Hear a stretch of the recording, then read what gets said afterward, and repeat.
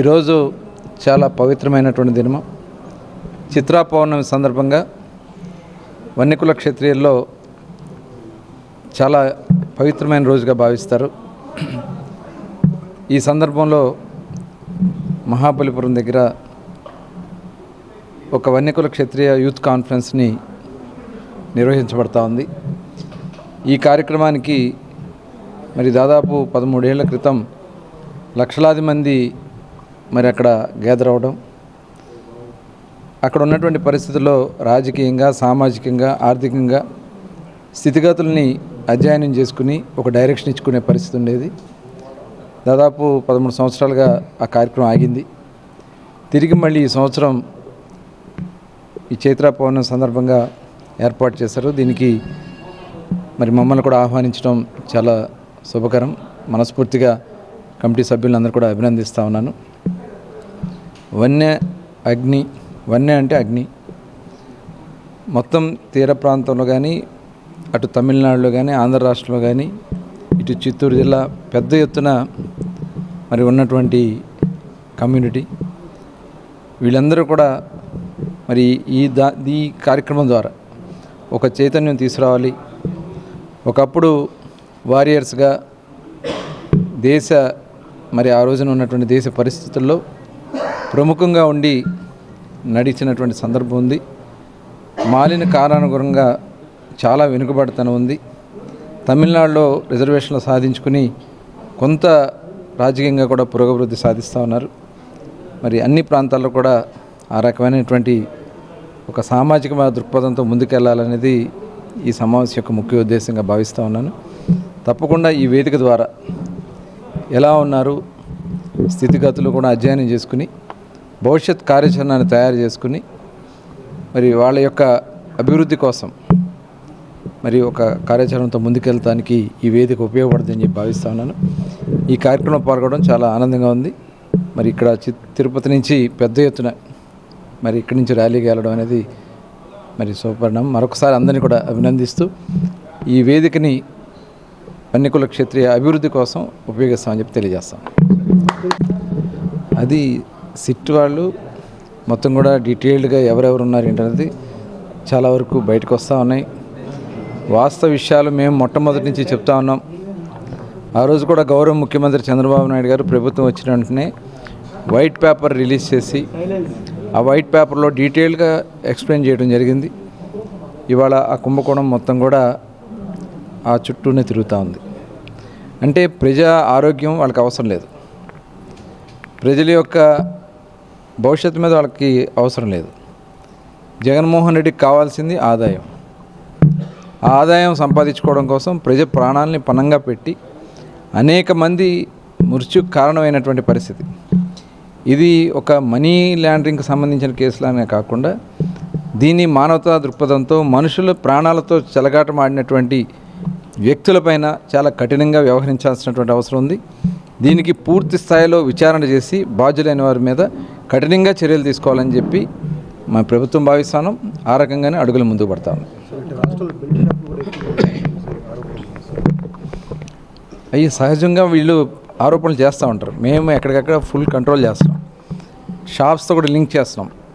కొన్ని వస్తూ ఉన్నాయి, వచ్చిన వెంటనే వాళ్ళ మీద కేసులు కట్టి ఇమీడియట్గా షాప్స్ కూడా సీజ్ చేస్తున్నటువంటి పరిస్థితి ఉంది. ఇంకా కఠినంగా, ఎందుకంటే కొన్ని ప్రాంతాల్లో జరుగుతున్నట్టుగా మాకు సమాచారం వచ్చిన వెంటనే దాని మీద యాక్షన్ తీసుకుంటున్నాం.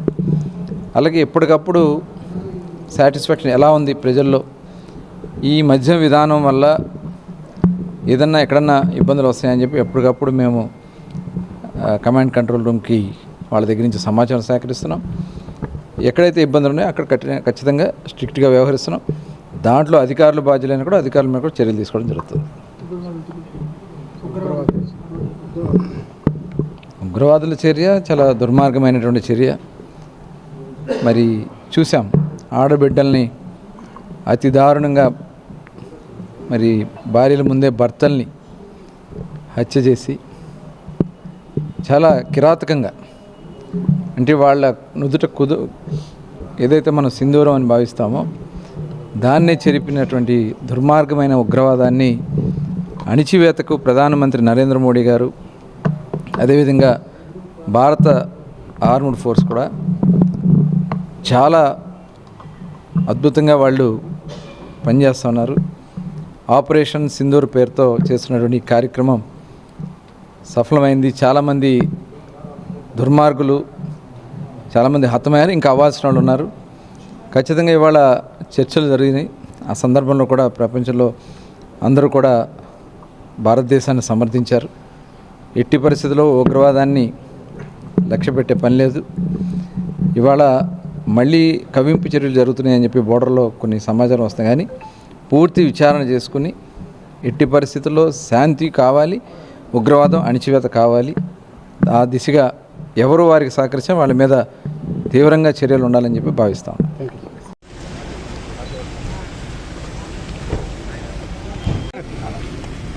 సార్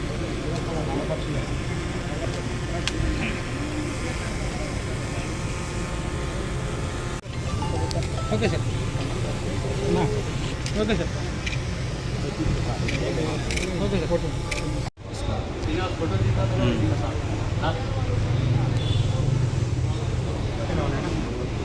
మన నిలబడి తీసుకో మన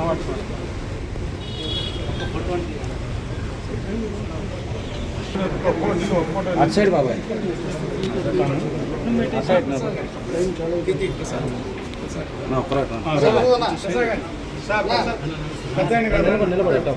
హరిప్రసాద్ గారు బాబాయ్ చూడు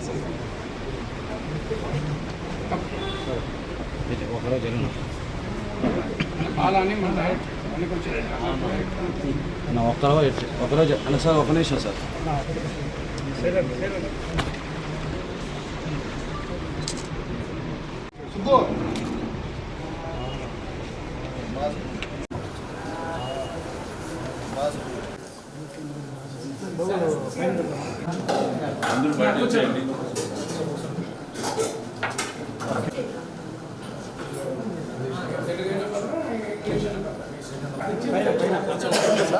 ఈరోజు చాలా శుభదినం, చిత్రా పౌర్ణమి. ఈరోజు ప్రతి సంవత్సరం తమిళనాడులో వన్నికుల క్షత్రియ మహాసభ జరుగుతుంది.